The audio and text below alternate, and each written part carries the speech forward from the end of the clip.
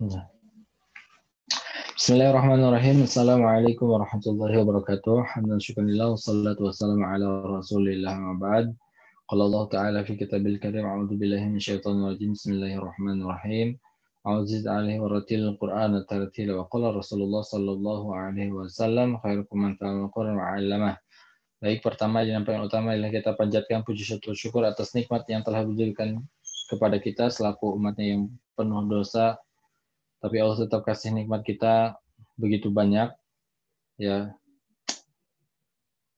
Terutama nikmat iman, nikmat Islam, nikmat sehat, nikmat kesempatan, dan yang paling saya suka ini adalah nikmat istiqomah, gitu ya. Nikmat istiqomah dalam kebaikan, seperti itu. Ya, teman-teman juga dikasih nikmat istiqomah oleh Allah, sehingga teman-teman akhirnya bisa gabung setiap malam di sini, nggak pernah bolong. Luar biasa itu yang nggak pernah bolong. Kalaupun nggak gabung, langsung nonton videonya gitu ya di YouTube. Itu luar biasa, itu nikmat istiqomah. Harus dipertahankan ya. Doa istiqomah apa? Surat Al-Imran ayat 10. Nanti bisa dilihat ya. Supaya kalian istiqomah dalam kebaikan itu, baca saja surat Al-Imran ayat 10. Nah, itu ada doa agar teman-teman bisa istiqomah. Tapi sebaik-baiknya mensyukuri nikmat itu adalah berusaha bermanfaat untuk diri kita sendiri dan bermanfaat untuk orang lain. Tak lupa salat serta salam semoga tetap tercurah kepada junjungan kita Habibana wa Nabiyana Muhammad sallallahu alaihi wasallam, yang dimana ketika kita kepanasan di padang mahsyar, kehausan, yang paling sibuk di padang mahsyar itu adalah Rasulullah, gitu ya. Rasulullah itu keliling gitu kan, nyari umatnya, di mana umatku, di mana umatku, gitu. Saking cintanya kepada umatnya. Kita lagi kepanasan, nanti kita tuh pasti kepanasan, kita tuh pasti kehausan, gitu. Akhirnya Rasulullah bersujud kepada Allah dan tidak bangkit, nggak mau, disuruh sama Allah juga nggak mau bangkit, kata Allah. Rasulullah tetap nggak mau sebelum permintaannya dikabulkan. Permintaannya apa? Supaya kita ini, gitu kan, dikasih minum sama Rasulullah, gitu ya, supaya nggak kepanasan lagi. Itu luar biasa, pengorbanan Rasulullah luar biasa. Makanya sepatutnya kita harus senantiasa bersolawat, gitu ya, senantiasa bersolawat. Bentuk dari solawat kita kepada Rasulullah itu adalah bentuk bahwasannya kita ini cinta kepada Rasulullah, seperti itu. Dan salah satu yang paling utama adalah ketika membuktikan bahwasanya kita ini cinta Rasulullah itu adalah menjalankan segala perintahnya. Kita menjalankan apa-apa yang memang sudah diwariskan kepada kita, seperti itu ya. Kalau misalkan teman-teman jangan ngaku umatnya Rasulullah kalau belum mau menjalankan sunnah-sunnahnya, seperti itu ya. Jadi ketika kita menjalankan sunnah itu bukan karena ada apanya. Contoh misalkan, baca malam-malam baca surat Al-Mulk supaya dapat ini, baca ini supaya dapat ini, sholat ini supaya dapat ini, ya. Tapi kita menjalankan sesuatu ibadah,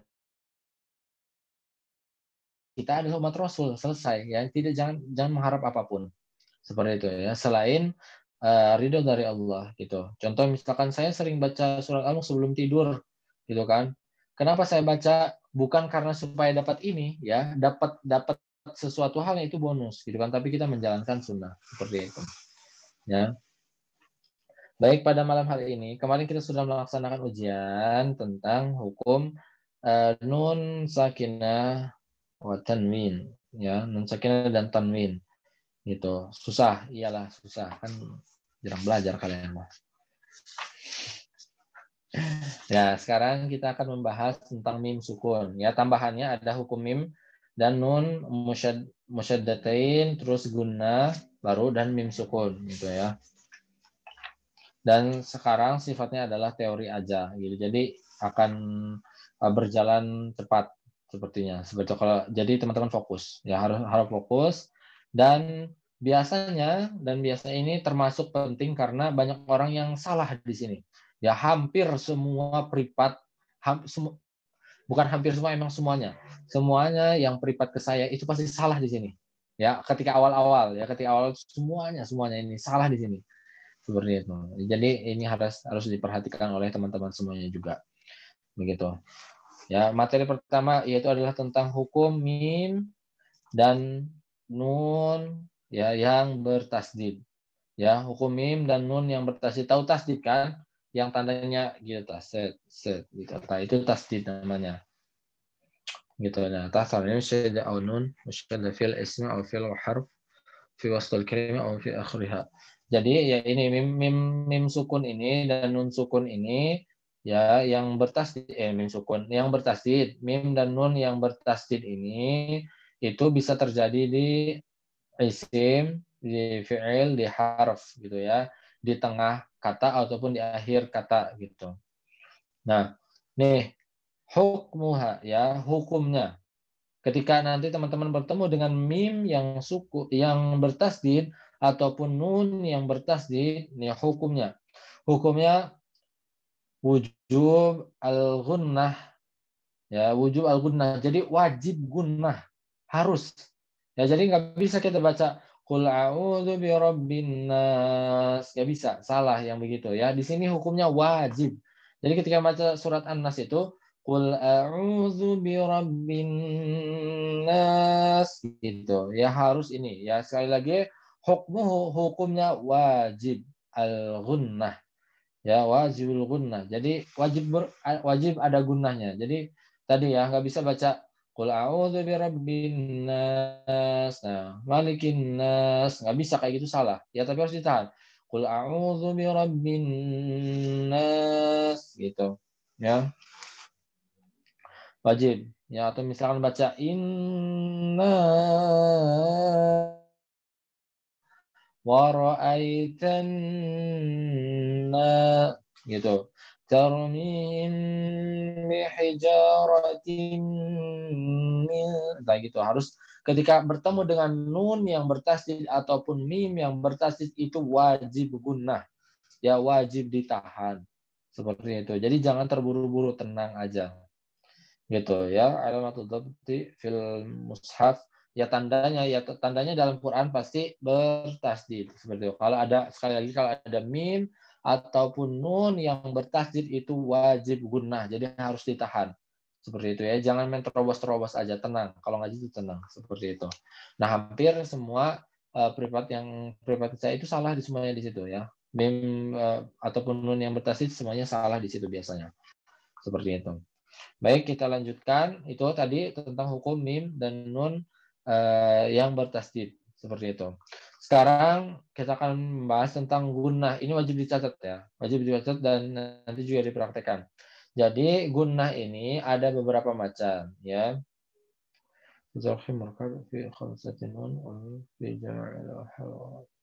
Ya, di sini ada maratib al-gunnah. Urutan gunnah. Jadi gunnah itu ada beberapa jenis ya. Gunnah itu ada beberapa jenis. Di sini ada 5 jenis. Ya, yang pertama ini yang paling kuat, dari yang paling kuat sampai yang paling rendah. Ini urutannya rotib ya. Marotib adalah urutan gunnah yang paling kuat dengan sampai yang paling rendah, seperti itu. Yang pertama ya, gunnah an-nun wa mim musyaddatain. Ya, tadi adalah mim dan nun yang bertasdid. Itu mimnya yang paling gunnahnya yang paling kuat. Ya, itu satu. Gunnah yang paling kuat adalah mim dan nun yang bertasdid. Yang kedua, gunnah nun mudgham idghama naqisan. Ya, misal. Ya, yang kedua itu adalah gunnah yang terjadi gara-gara idgham. Ya, gara-gara idgham seperti itu. Kemarin kan udah belajar ya. Jadi kalau misalkan baca miwal, nah seperti itu ya. May yasha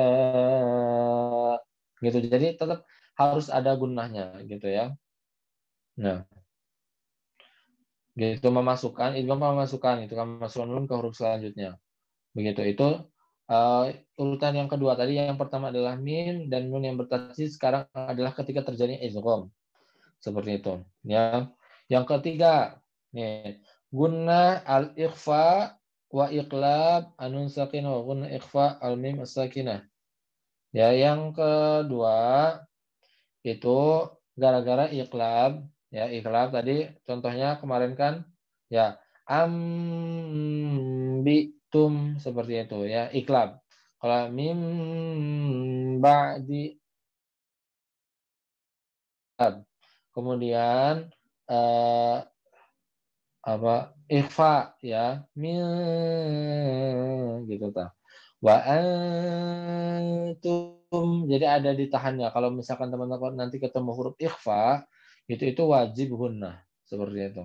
Ya, dan yang terakhir adalah ikhfa, tadi ikhfa haqiqi dan ikhfa syafawi juga. Nanti kita akan belajar tentang ikhfa syafawi gitu. Itu urutan yang ketiga. Dan urutan yang keempat adalah gunnah nun wa mim sakinatain mudharatain ya. Ya jadi yang urutan yang keempat itu adalah gunnah yang terjadi ketika nun dan mim yang sukun. Ya, contoh an'amta. Nah, kan ada tekanan sedikit.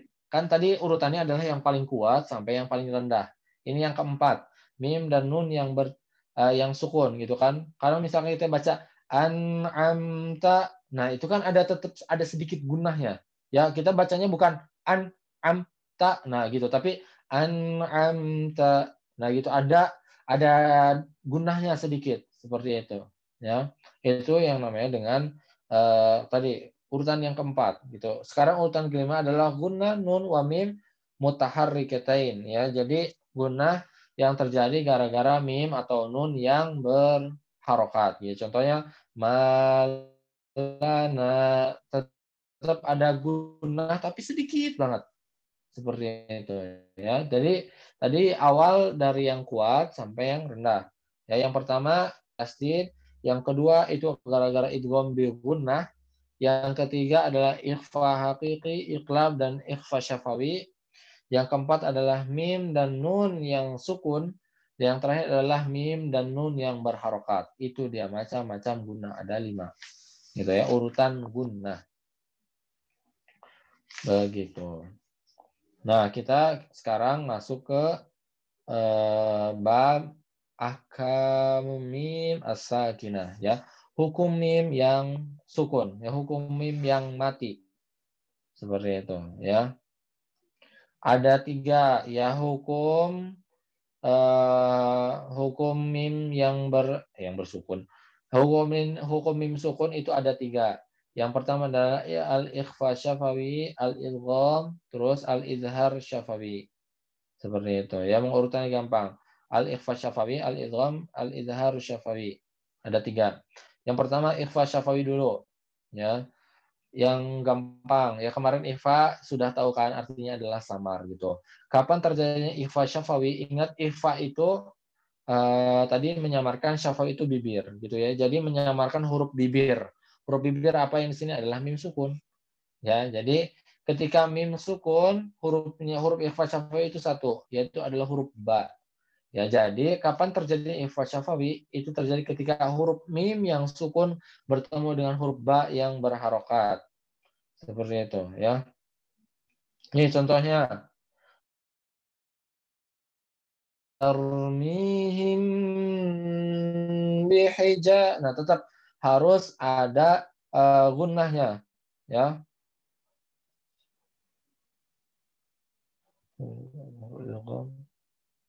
Nah, di sini kan ada keterangan ma'amaratil gunnah. Jadi wajib ada gunnahnya juga. Tarmihim bihija. Seperti itu ya. Ingat, ketika nun yang itu mim yang sukun bertemu dengan huruf ba itu namanya ikhfa syafawi dan wajib digunnah, tetap wajib digunnah. Ya. Begitu. Oke, lanjut. Gitu. Kebayang tapi kan ya, mim sukun nanti bisa dicari sendiri ya. Mim sukun ketemu dengan ba itu wajib digunnah. Begitu. Sekarang tentang misalnya al-idgham ya, idgham mutamasilain ya. Idgham tadi ikhfa syafawi, yang kedua adalah idgham mutamasilain atau mungkin ada yang bilang idgham mimi. Seperti itu sama aja ya. Idgham mutamasilain. Idgham itu memasukkan, mutamasilain adalah yang semisal.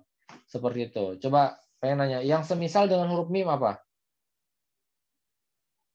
Mim. Ada yang tahu? Ya, betul. Yang semisal dengan huruf mim ya mim lagi gitu. Seperti itu ya. Yang sama dengan huruf mim apa? Ya mim. Gitu. Jadi idgham mutamatsilain itu gitu. Idgham itu memasukkan, mim itu yang semisal. Jadi memasukkan huruf sukun, mim sukun ke huruf semisalnya, yaitu adalah huruf mimnya lagi. Seperti itu. Jadi idgham mutamatsilain itu terjadi ketika mim sukun bertemu dengan huruf mim juga. Seperti itu. Tandanya apa? Biasanya mim kedua, setiap huruf idgham pasti ada tasdidnya. Seperti itu. Dan tetap sama, wajib gunnah. Hukumnya wajib gunnah.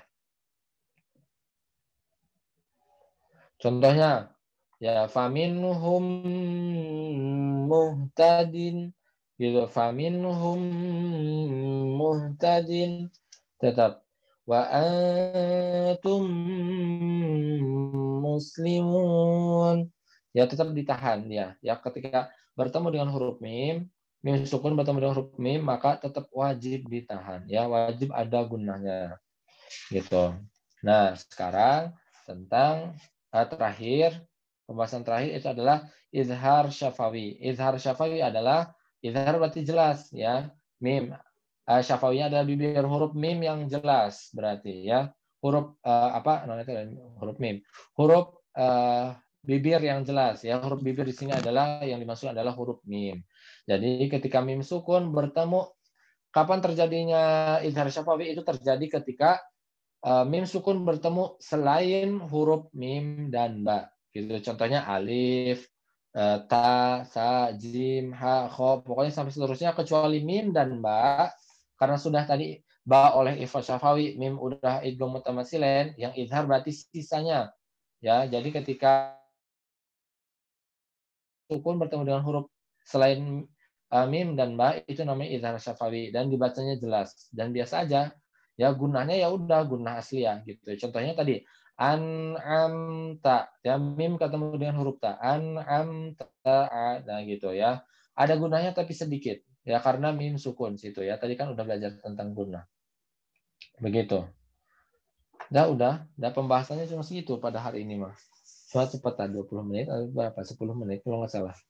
Seperti itu ya. Jadi itu. Tadi kita belajar pertama hukum mim bertasdid dan nun yang bertasdid, ya. Kemudian macam-macam gunnah, ya, sesuai dengan kekuatannya. Yang pertama itu gunnah mim dan nun yang bertasdid. Yang kedua gara-gara idgham. Yang ketiga adalah ikhfa, iqlab dan ikhfa syafawi. Itu ya tadi kan ikhfa syafawi. Yang keempat gara-gara mim dan nun yang sukun. Yang kelima mim dan nun yang berharokat. Kemudian ada hukum mim sukun. Mim sukun terbagi menjadi 3, yaitu adalah pertama ikhfa syafawi, yang kedua idgham mutamatsilain, yang ketiga izhar syafawi. Kapan terjadinya jadi pak juga nih. Kapan terjadinya idgham kapan terjadinya ikhfa syafawi? Ketika mim sukun bertemu dengan huruf ba dan wajib ditahan ya karena itu mengandung gunnah.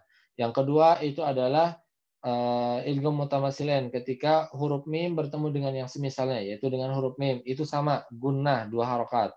Yaitu yang terakhir adalah izhar syafawi ya dibaca jelas. Gunnahnya ya gunnah asli ya gitu, gunnah dari mim dan nun yang sukun seperti itu. Ya mungkin itu pembahasan pada malam hari ini. Semoga bermanfaat. Jangan lupa dipraktekkan nanti sambil saya sih harapannya ketika teman-teman dapat langsung teman-teman tuh nyari mana sih gitu. Langsung dibaca, langsung dipraktekin seperti itu. Baik, terima kasih. Saya serahkan kembali kepada moderator.